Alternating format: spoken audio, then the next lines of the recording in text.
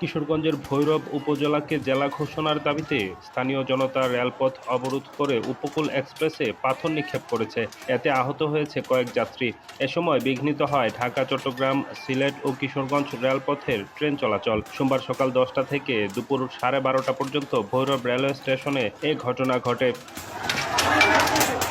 এ সময় ঢাকাগামী উপকূল এক্সপ্রেস ট্রেনটি ভৈরব রেলওয়ে স্টেশনে 2 ঘণ্টা অবরোধের মুখে আটকা পড়ে। প্রায় আড়াই ঘণ্টা পর ট্রেনটি ছাড়তে চাইলে অবরোধকারীরা বৃষ্টির মতো পাথর ছুঁড়তে থাকে। এতে আহত হয় ট্রেনে থাকা কয়েক যাত্রী।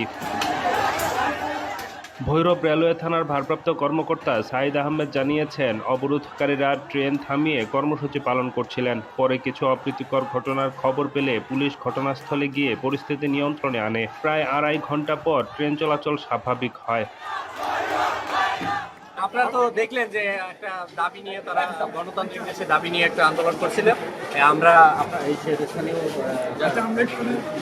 রাজনৈতিক নেতা এবং আমার ঊর্ধ্বতন কর্তৃপক্ষ, পুলিশ, বেঙ্গল পুলিশ, আমরা তারপরে আরএনবি সবাই মিলে সুন্দরভাবে গাড়িটা রিলিজ করতে সক্ষম হয়েছি। গাড়ি ঢাকার উদ্দেশ্যে কতক্ষণ লেট হলো? ধন্যবাদ। এটা আমরা আসলে ওইভাবে যাচাই করি না, ব্যস্ত ছিলাম তো, এটা পরে আপনার ডিটেলস জানানো হবে।